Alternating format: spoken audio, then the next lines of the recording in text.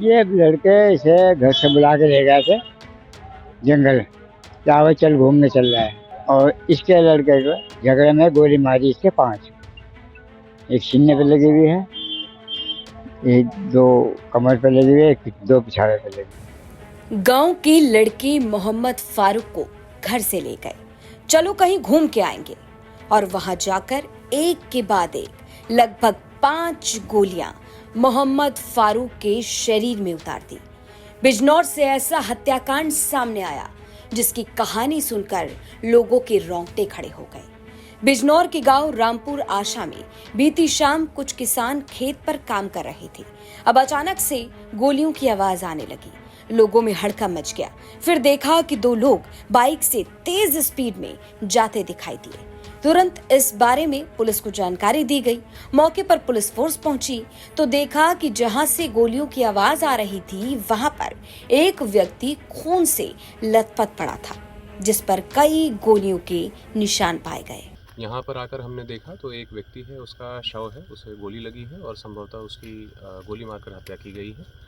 उसके शिनाख्त के प्रयास किए जा रहे हैं। फील्ड यूनिट हमने बुलवाया है और बॉडी को पीएम के लिए भिजवा रहे हैं और यथाशीघ्र जो है संपूर्ण घटना का अनावरण किया जाएगा। देर शाम तक मृतक की पहचान नहीं हो पा रही थी। पुलिस ने शव को पोस्टमार्टम के लिए भेज दिया और जांच शुरू की।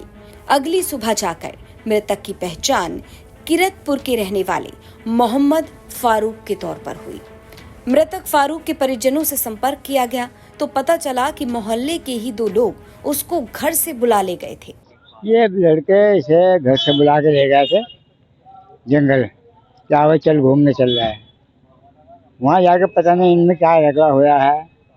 अब और इसके लड़के को झगड़े में गोली मारी इसके 5।